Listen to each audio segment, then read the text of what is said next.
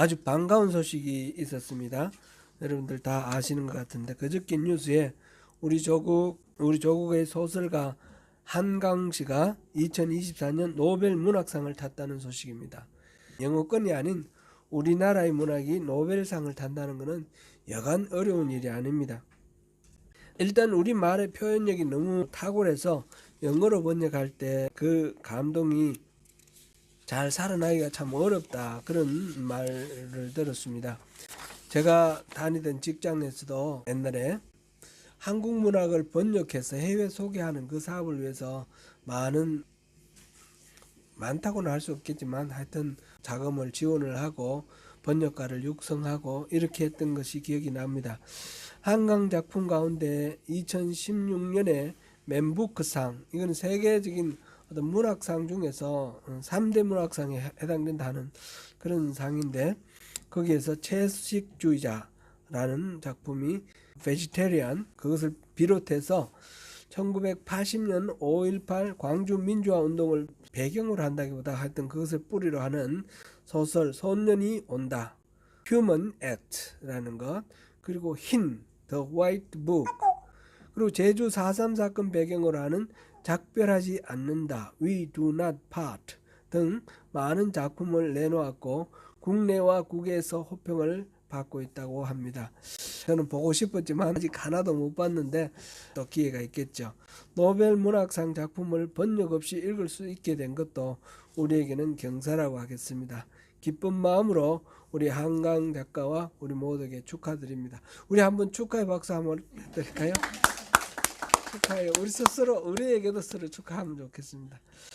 지난주에는 남한국 유다에서 가장 훌륭한 왕으로 칭찬받은 히스기야가 위기를 맞아서 어떻게 대응하는지를 살펴보면서 우리에게 다가오는 시험을 어떻게 통과할지 살펴보았습니다.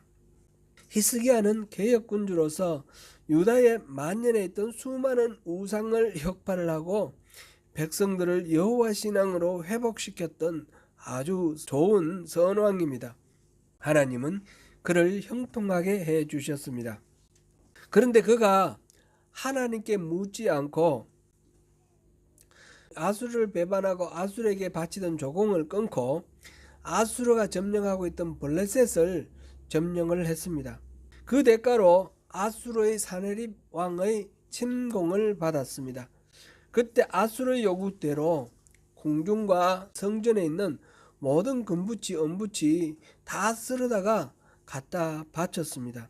그리고 항복을 했는데 아수르는 처음에 그것을 요구할 때와 달리 돌아가지 않고 오히려 예루살렘을 포위하였습니다. 평소 히스기야답지 않게 아수르를 적대한 일과 금은 보화를 갖다 바치며 항복한 일, 이런 것들은 외교적으로 보면 적절한 행동이다 할 수 있을지 모르겠지만 하나님의 뜻과는 아무 상관이 없는 일이었습니다. 히스기야는 형통한 가운데 다가온 시험에 답을 잘못 제출하고 있었습니다. 그러나 히스기야는 포위한 아수르를 어떻게 대해야 할지 이사야 선지자를 통해서 하나님의 뜻을 물어보았고, 하나님은 하나님의 열심, 하나님의 사랑, 하나님의 시기, 하나님의 그 열정으로 유다를 구해 주셔서 유다는 위기에서 벗어날 수 있었습니다. 저기 하루아침에 예루살렘을 포위하고 있던 18만 5천 명이 죽었습니다. 인간적으로는 이해할 수 없는 거죠. 하나님 그렇게 하셨고요. 그리고 사네립 왕은 니느웨 수도로 돌아가서 자기의 신에게 제사하다가 아들들에게 살해되었습니다. 하나님의 뜻을 묻고 순종하는 자에게 주시는 하나님의 은혜다, 이렇게 우리가 볼 수 있겠습니다. 오늘은 그 시험을 이기는 것과 관련하여 아주 중요한 요소로서 하나님의 말씀 앞에서 보이는 우리의 반응과 태도에 대해서 살펴보도록 하겠습니다. 요시야의 할아버지가 므낫세입니다. 이 므낫세는 바로 지난주에 살펴보았던 히스기야의 아들인데, 히스기야가 하나님께 기도해서 15년의 생명을 연장받았는데 히스기야가 죽고 므낫세가 왕이 되었을 때 12살이라고 그러니까 이 므낫세는 히스기야가 하나님의 은혜로 연장받은 생명 그 기간 가운데 태어난 아들입니다.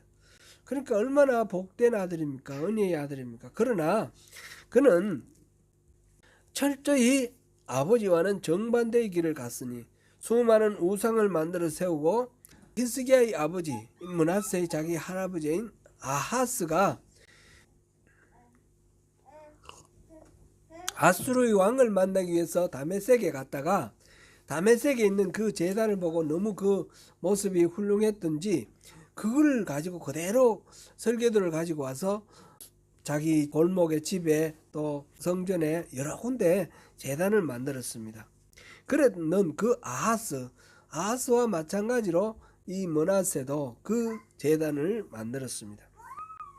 하나님은 여러 선지자들을 통해서 므낫세의 이 가증한 일과 악행으로 인해서 하나님이 유다에 심판을 내리겠다라고 하셨습니다. 이미 멸망한 북왕국 이스라엘에게 드리웠던 그 다림줄과 똑같은 다림줄, 똑같은 잣대 기준으로 남왕국 유다를 심판하겠다 그러셨고, 유다를 예루살렘을 씻어 엎어놓은 그릇처럼 그렇게 완전히 씻어버리겠다 그렇게 말씀하셨고, 백성들은 땅과 백성은 원수들의 노략거리로 내주겠다 이렇게 하셨습니다. 므낫세가 통치한 55년 동안 유다는 철저히 오염되고 훼손되었습니다. 말하자면 열왕기 기자의 입장에서 유다가 멸망한 것은 다윗의 왕손이 끊어지고 왕통이 끊어지고 유다가 멸망하고 바벨론에 끌려간 가장 주된 이유는 므낫세다. 므낫세의 악행 때문이다. 이렇게 보고 있습니다. 그러한 아버지를 둔 요시야는 그러한 할아버지죠. 자기 아버지 아몬도 므낫세와 똑같이 므낫세의 아들 아몬도 똑같은 길로 갔고요. 그런데 요시야는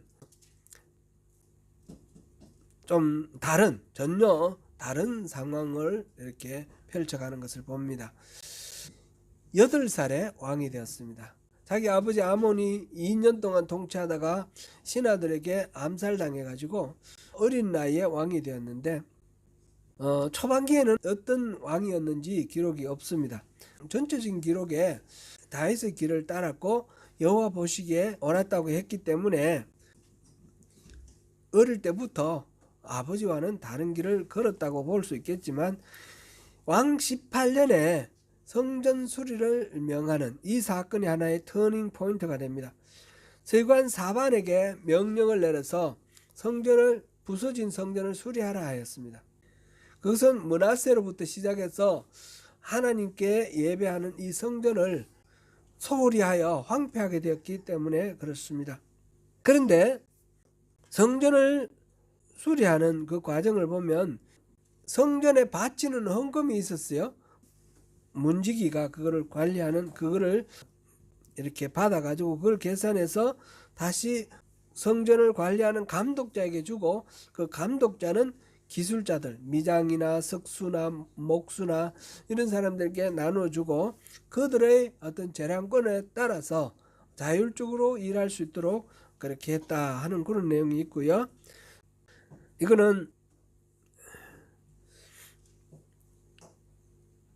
성전을 수리하는 중에 더 중요한 것이 율법책을 발견했습니다. 율법책은 제사장들이 수시로 보고 이렇게 백성들을 가르쳐야 하는 그런 책인데 성전 수리하다가 발견을 했습니다. 이 율법책을 소홀히 하고 보지 않았다는 거죠. 팽개쳤다는 것이죠. 그것을 그냥 방치했다라는 그런 것으로도 볼 수 있고, 므낫세가 여호와 신앙을 오히려 탄압하고 우상을 숭배했기 때문에 이 율법책을 누군가가 감추어뒀다 이렇게 볼 수도 있겠습니다. 정확한 건 알 수가 없는데 감추어뒀거나 하여튼 사람들의 손길에 멀어져 있었던 그런 상황입니다. 근데 이것이 발견됐는데 모세 오경 5두루마리라 이렇게 말하기도 하고, 그런데 아마 신명기일 거라 그런 것으로 신학자들은 대체로 추정을 합니다. 왜 그러냐면 내용적으로 13절을 보면 이 책에 우리를 위하여 기록된 모든 것을 행하지 아니하였으므로 여호와께서 우리에게 내리실 진노가 크다, 이렇게 되어 있습니다. 이거는 신명기 28장에 나오는 그 복과 화, 생명과 사망, 이것을 두고 이 복과 생명을 선택하라, 그렇게 말할 때에 이 28장 전체가 순종하는 자에게 주시는 복, 불순종하는 자에게 주시는 저주, 이걸 기록했는데, 하나님의 말씀대로 순종하면 복을 받을 것이고 불순종하면 저주를 받을 것이다, 그 말씀과 연결이 됩니다. 아무튼 간에 hil기야는 성전 수리하는 과정 속에서 이 율법책을 발견했고 그것을 사반에게 주었습니다. 사반은 공사 진행 과정을 왕에게 보고하는 자리에서 이 발견된 율법책을 왕에게 보고하고 그것을 읽었습니다. 왕에게 읽어주었는데 그 율법책에 쓰여진 말씀을 읽는 동안 이 요시야 왕이 옷을 찢었다 그랬습니다. 그게 이제 우리 11절, 오늘 본문 11절에 나오는 말씀이죠. 옷을 찢는다는 것은 마음을 찢는다는 표현입니다. 하나님으로부터 떠나 있던 사람이 다시 하나님께로 돌아가는 그런 의미로 마음을 찢고 회개한다는 뜻으로 옷을 찢습니다. 왕은 제사장 hil기야와 그리고 사반의 아들 이렇게 몇 사람을 보내가지고 이 발견한 책에 대해서 하나님의 뜻이 무엇인가, 우리가 해야 할 일이 무엇인가, 그것을 선지자에게 물어보라 합니다. 그래서 그 당시 선지자로 또 훌다라는 여자가 있었는데 그 여선지 훌다에게 찾아가서 이것을 물었습니다. 그럼 물었더니 이번에 찾아 읽은 여호와의 그 책에 기록된 그대로 유다에게 하나님의 진노, 징계가 임할 것이다, 그렇게 말씀하십니다. 이 백성이 하나님을 버리고 다른 신을 분양하며 섬기기 때문이라 하셨습니다. 하나님의 이 땅을 향한 진노가 꺼지지 않을 것이며 이 땅과 주민에게 대하여 이 땅이 황폐하여 빈터가 될 것이고 모든 사람들에게 저주가 되게 하겠다라고 하셨습니다. 이 16절 17절 우리 오늘 본문 바로 이어서 나오는 말씀입니다.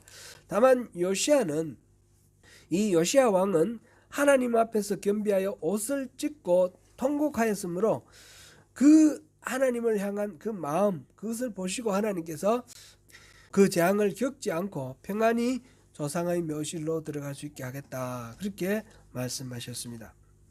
요시야 왕은 여호와의 성전에 올라가서 거기에 모든 백성들을 불러 모으고 예루살렘 주민들과 제사장들과 선지자들 노소를 불문하고 다 모였을 때에 왕은 모든 백성들 앞에서 이 두루마리 성전에서 발견된 이 율법책을 읽었습니다.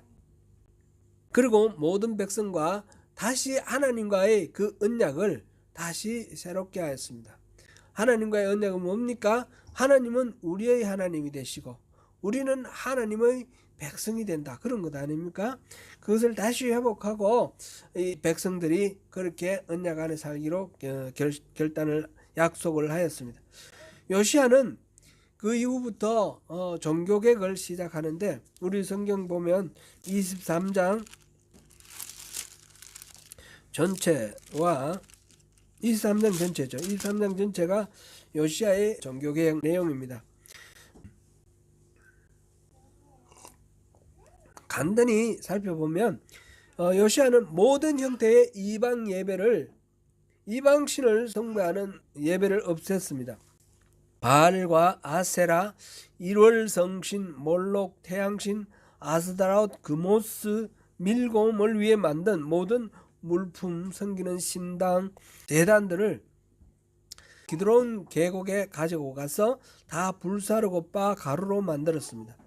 예루살렘을 중심으로 해서 예루살렘 남쪽에 양쪽으로 그 골짜기가 있는데 오른쪽에 있는 게 기드론 골짜기고 왼쪽에 있는 것이 이제 흰놈의 골짜기인데 흰놈의 아들의 계곡, 흰놈의 아들의 골짜기는 거기서 지옥이라는 말이 나왔습니다. 게헨나라는 말이.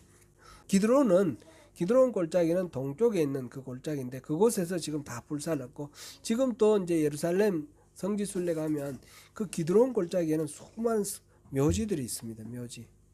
예수님이 오실 때에 맨 먼저 만날 수 있다. 그런 전설도 있고 그런 곳입니다. 성전 가운데에 있던 남창의 집을 헐었고 태양신을 숭배하기 위한 말을 제거하고 태양 수레를 불사르고 아하스의 제단도 헐었다. 다메섹의 제단을 본던 거, 그 아하스의 제단도 헐었고 또 그것을 빻아서 기드론 시내에 쏟아버렸다. 그렇습니다. 이러한 개혁은 게바에서 브엘세바까지 유다의 전 지역에 걸쳐 행해졌다. 그렇습니다. 게바는 그 베델 바로 옆입니다. 베냐민 지파의 영토인데 사마리아와 경계되는 그 게바에서부터 시작해서 남쪽 끝이 브엘세바까지입니다. 그러니까 전체 유다 전 지역에 걸쳐서 이 계획을 했다라는 것이죠. 예루살렘 앞 멸망의 산 오른쪽에 세운 산당은 지금 멸망의 산이 뭔지 모르겠는데 거기에도 산당이 있었는데 이 산당은 솔로몬 왕이 아스드라웃과 그모스 밀곰을 위하여 세웠던 산당입니다. 그런데 솔로몬 때 세워진 이 산당, 우상을 섬기는 산당을 이 요시야 때까지 그대로 유지했다라는 거죠. 히스기야가 종교개혁을 했는데도 산당은 온전히 다 파괴하지는 못했습니다. 그런데 그런 점에서 요시야는 히스기야보다도 더 철저하게 계획을 한 것입니다. 요시야의 계획은 단지 남왕국 유다의 영역에서만 이루어진 것이 아니고 옛 이스라엘 왕국의 영역에까지 미쳤습니다. 지금 아수르의 영역이 된 그 북왕국 이스라엘의 그 지역, 그 사마리아 지역 거기까지도 미쳤습니다. 여로보암이 베델에 만든 제단과 산당을 헐고 불살랐고 아세라 목상을 불사르고 산에 있는 무덤에서 해골을 가져다가 제단 위에서 불살랐다. 이런 내용들이 지금 23장에 쭉 나열되어 있는 요시야의 개혁의 내용들입니다. 산당을 무너뜨리고 산당 제사장을 제단 위에서 죽이고 그 해골 제단 위에서 불사르고 예루살렘으로 돌아왔다. 23장 15절에서 20절 말씀입니다. 요시야 왕의 종교개혁은 부정적인 요소를 제거하는 그 지향과 긍정적인 요소를 강화하는 지향으로 우리가 볼 수 있습니다. 이거는 이제 좀 옆길로 나가는 이야기인데 지향과 지향은 발음이 비슷해서 우리가 착각을 많이 하는데 이 단어를 좀 한번 우리가 생각해 보려고 제가 굳이 지향과 지향을 썼습니다. 지양은 그칠 지자 날릴 양자. 그래서 지양은 보입니까? 지양은 하지 말라는 겁니다. 다시는 하지 말라는. 교회에서 그런 것은 지양해야 되지 않겠습니까? 이렇게 하는 거. 그건 다시는 하지 말자라는 거고요. 지향은 뜻지자 향할 향자. 뜻이 그쪽으로 향해서 이렇게 결정되는 것입니다. 그래서 지향이라는 것은 끊임없이 우리가 추구를 해야 하는 그런 내용입니다. 우리 교회는 이런 것을 지향합니다. 이렇게 말하는 거죠. 지향과 지향은 발음은 비슷하지만 뜻은 반대입니다. 아무튼 이 종교개혁을 할 때는 부정적인 것을 없애버리는 이 지향이 있고 긍정적인 것을 북돋우고 활성화시키는 지향이 있는 것입니다. 그 지향의 대표로 유월절을 지켰습니다. 유월절은 무슨 날입니까? 출애굽을 기념하는 날입니다. 말하자면 민족의 광복절인 셈이죠. 이 유대 민족의 우리가 이제 여러 군데서 우리가 그런 거 우리가 보았던 기억이 나는데 이스라엘의 이 절기에 성경을 읽는 그런 전통이 오늘날까지도 유대인들에게 있다고 그러죠. 그런데 유월절에는 무슨 책을 읽었느냐? 아가스를 읽었습니다. 아가스, Song of Songs. 아가스는 사랑의 노래 아닙니까? 하나님이 우리를 얼마나 사랑하는지. 솔로몬의 노래이지만 그 노래가 굉장히 보면 아주 적나라한 그런 어떤 육체적인 그런 사랑의 고백까지도 들어가 있는데 그거를 있는 그대로만 볼 것이 아니라 그거는 하나님과 우리 사이에 영적인 교제를 의미하는 것이다. 이렇게 봅니다. 그래서 아가스를 읽어서 하나님의 우리를 향한 사랑이 얼마나 큰지 우리가 하나님을 얼마나 사랑하는지 그것을 다시 확인하는 것이 바로 유월절에 이 일이 일어납니다. 왜 그렇습니까? 유월절은 하나님의 사랑을 증거한 날입니다. 노예로 있는 이스라엘 백성들을 이집트에서 끌어내서 해방시키고 자유를 주고 평화를 준 그 사랑, 하나님의 사랑의 표현의 그 절정이 바로 유월절이다, 이렇게 볼 수 있습니다. 요시아와 같이 마음을 다하고 뜻을 다하여 모세의 율법을 따라 여호와께로 돌이킨 사람은 요시아 전에도 없었고 요시아 후에도 없었다, 이렇게 표현합니다. 23장 25절입니다. 히스기야에게 대해서도 히스기야 전에도 그런 일은 없었고 후에도 그런 일이 없었다 그랬죠. 지난주 암송 구절 다시 한번 암송해 볼까요? 히스기야가 이스라엘 하나님 여호와를 의지하였는데 그의 전후 유다 여러 왕 중에 그러한 자가 없었으니 곧 그가 여호와께 연합하여 그에게서 떠나지 아니하고 여호와께서 모세에게 명령하신 계명을 지켰더라. 아멘. 여기서 그의 전후 유다 여러 왕 중에 그러한 자가 없었다.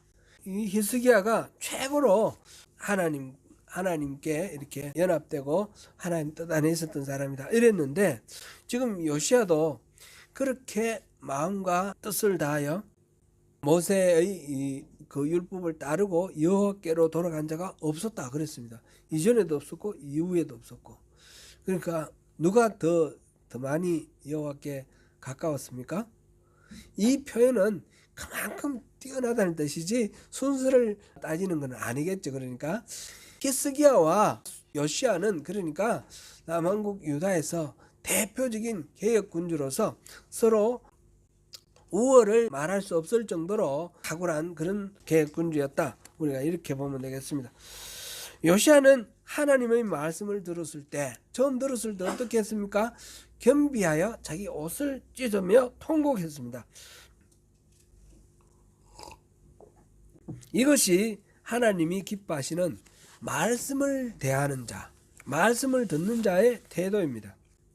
우리가 이 열왕기 하 들어가기 전에 우리 예레미야서를 봤고, 이번에 제가 사경회 때 예레미야서를 요약하면서 이 부분을 우리가 살펴보았는데, 예레미야서에 보면 이 하나님의 말씀에 어떤 태도를 갖느냐 하는 게 나옵니다.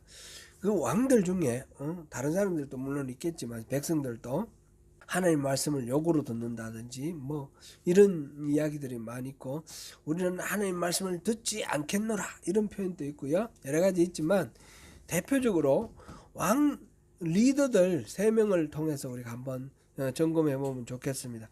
첫째로 여호야김의 경우입니다. 요시야 왕의 아들이 여호야김입니다. 요시야 왕의 아들 셋이 왕이 되었는데, 요시야가 죽고 난 뒤에는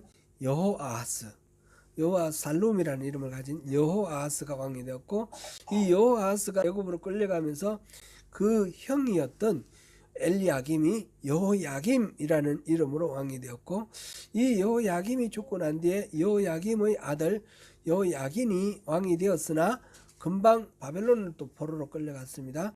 그래서 그 다음 왕으로는 시드기야가 마따디아라는 사람을 왕으로 세우면서 시드기야라고 이름 지었습니다.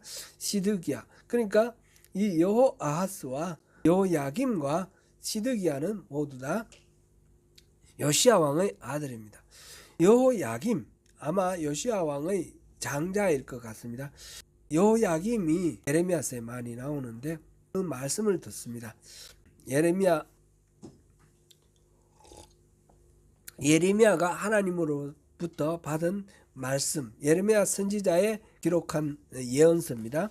그 예언서를 듣습니다. 36장 22절에서 23절인데 같이 읽어봅니다. 그때는 9째 달이라. 왕이 겨울 궁전에 앉았고 그 앞에는 물피운 화로가 있더라.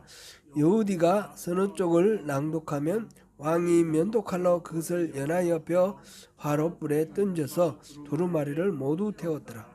신하들이 말려도 한사코 그 두루마리를 다 태웠습니다. 한꺼번에 태운 것도 아니고 한 페이지씩 읽고 태우고 읽고 이 페이지가 아니고 두루마리니까 한 부분 이렇게 읽고 그리고는 태우고 읽고 태우고. 이게 무슨 뜻입니까? 하나님의 말씀을 모욕하는 거죠. 하나님의 말씀을 무시하는 것이고, 그리고는 예레미야를 잡아와 죽이겠다 그랬는데 예레미야가 피신을 하였습니다. 둘째는 시드기야입니다. 시드기야 왕은 예레미야에게 여호와께로부터 받은 말씀이 있느냐 이렇게 물었습니다. 그런 물음이 있는 걸 보면 이 시드기야는 기본적으로 하나님의 말씀을 듣고 싶어하는 사람이었습니다.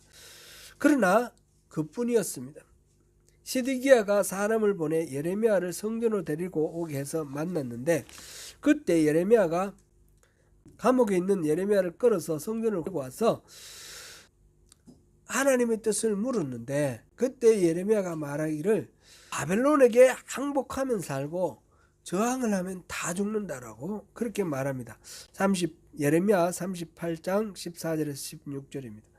이때 시드기야는 먼저 포로로 끌려가 있는 유다 사람들 앞에 서는 것이 두려워서 항복할 수 없다 이렇게 말합니다. 우리가 아는 대로 포로로 끌려간 게 1차 605년에 다니엘과 젊은 귀족과 왕족의 자제들 끌려간 그 1차 포로고, 두 번째는 597년에 있었던 2차 포로 여호야긴 왕과 함께 에스겔 선지자, 그리고 수많은 테크노크라트, 기술자들, 전문가들, 이런 사람들을 끌려갔습니다. 그 사람들이 지금 바벨론에 살고 있다는 거죠. 지금 시드기야에게 항복하라니까 내가 가서 항복해서 그 사람들 나를 어떻게 대할지 내가 두려워서 내가 못하겠다, 그런 이야기죠. 시드기야는 하나님의 말씀을 들었지만 사람들 앞에 서는 것을 두려워해서 항복할 수 없었습니다. 예레미야 38장 19절 같이 읽어보겠습니다. 시드기야 왕이 예레미야에게 이르되 나는 갈대아인에게 항복한 유다인을 두려워하노라. 염려하건대 갈대아인이 나를 그들의 손에 넘기면 그들이 나를 조롱할까 하노라 하는지라. 시드기야는 하나님의 말씀 듣기를 원했지만 사모했지만 듣고 실천하지 않습니다. 그럴 용기가 없습니다. 실질적인 마음이 없습니다. 시드기야는 자기와 예레미야가 만나서 나눈 이 이야기를 비밀에 붙여달라고 그렇게 말합니다. 그 다음에 세 번째 사례는 요하난입니다. 유다가 멸망한 뒤에 바벨론은 총독으로 그달랴라는 사람을 세웠는데 이스마엘이라는 사람이 그달랴를 암살했습니다. 그러고 난 뒤에 리더가 된 사람이 이 요하난인데, 요하난과 백성들은 걱정을 했습니다. 바벨론이 세운 그달랴를 살해를 했으니 바벨론이 보복하러 오면 어떡하냐, 그런 두려움에 빠졌습니다.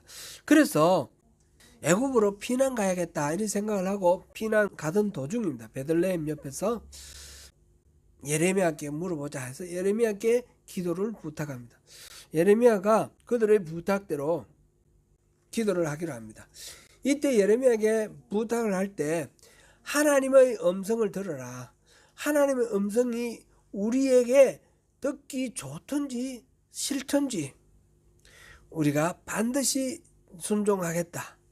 하나님의 말씀에 순종하는 것이 우리에게 복이다. 이렇게 말을 했습니다. 그랬는데 이 부탁을 받은 예레미야가 하나님께 기도하여 응답을 받았을 때 그들의 반응은 예레미야 43장 2절입니다. 같이 읽어봅니다. 호사야의 아들 아사랴와 가레아의 아들 요하난과 모든 오만한 자가 예레미야에게 말하기를 내가 거짓을 말하는도다. 우리 하나님 여호와께서 너희는 애굽에서 살려고 그리로 가지 말라고 너를 보내어 말하게 하지 아니하셨느니라. 예레미야를 마치 간첩 취급하고 있습니다. 바벨론에게 우리를 팔아넘기려고 그런 소리를 하냐 이렇게 주장합니다. 우리가 기도할 때 이런 경우가 참 많은 것 같습니다. 내가 바라는 바를 이루어 달라고 답을 정해놓고 그렇게 기도합니다. 하나님이 내 기도와 다른 정답을 주시면 그것을 애써 부인하고 거절합니다. 오늘 세 사람의 지도자를 통해서 하나님의 말씀 앞에서는 우리 태도를 보았습니다. 세 사람 예와 요시야, 예레미야, 그럼 5사람이 되겠죠. 여호야김처럼 아예 부인하는 사람은 아마 우리 중에 없을 것입니다. 그러나 많은 경우 시드기야처럼 하나님의 말씀을 듣고 순종하지 못합니다. 뜻은 알겠는데 그렇게 살지 못하겠습니다. 성경 말씀이 좋은 말씀이라고 모두 인정합니다. 그러나 말씀대로 사는 사람은 드뭅니다. 하나님의 말씀은 너무 멀리 있는 것도 아니고 하늘 위에 있는 것도 아니고 바다 끝에 있는 것도 아니고 우리 입술에 있고 우리 마음에 있습니다. 신명기 30장 14절 말씀입니다. 말씀을 들으면 순종해야 됩니다. 말씀을 듣기가 어려서 내가 말씀하시는 소리가 안 들려서 그런 것이 아니라 우리가 보고 들어도 순종할 마음이 없기 때문에 문제인 것입니다. 말씀을 듣는다라는 말은 단순히 listen to가 아니라 순종한다, obey까지 포함되는 그런 말입니다. 우리 일상 용어에서도 그렇지 않습니다. 말 안 그렇습니까? 우리 자녀들이 말을 안 듣는다 그럴 때는 obey하지 않는다까지 포함되어 있는 것이죠. 그래도 시드기야는 고민하고 갈등이라도 하는데 요하나는 어떻습니까? 아예 자기 마음에 들지 않으면 거짓말을 하고 부인하고 거부합니다. 사랑하는 성도 여러분, 요시야 왕은 하나님 말씀 앞에서 겸비하여 옷을 찢고 그 말씀대로 모든 영역에서 철저히 개혁하였습니다. 예레미야는 생명의 위협이 오는 순간에도 망설이지 않고 하나님의 말씀을 전했습니다. 우리 또한 시드기야처럼 말씀에 감동은 하고 행동이 없는 그런 것이 되어서는 안 되겠습니다. 예레미야처럼 또 요시야처럼 말씀 앞에서 반드시 실천하는 그런 신앙이 필요합니다. 말씀을 들으면 즉시 순종하는 삶을 통해서 하나님이 열심히 보호하심을 경험하며 살아가는 저와 여러분이 되시기를 축복합니다. 기도하겠습니다. 은혜로우신 하나님, 주님 말씀 앞에서 우리가 어떻게 서야 할지 깨닫게 해주시니 감사합니다. 우리가 흔하게 보이는 반응은 시드기야처럼 말씀이 좋은 줄은 알고 우리 마음에 감동이 되고 할렐루야 눈물을 흘리고 회개도 할 때도 있지만 그 말씀대로 사는 것은 참으로 어렵습니다. 주님, 우리가 주님 말씀대로 살기를 소망합니다. 요시야처럼 예레미야처럼 그렇게 말씀 앞에 설 수 있도록 도와주옵소서. 예수님 이름으로 기도드립니다. 아멘.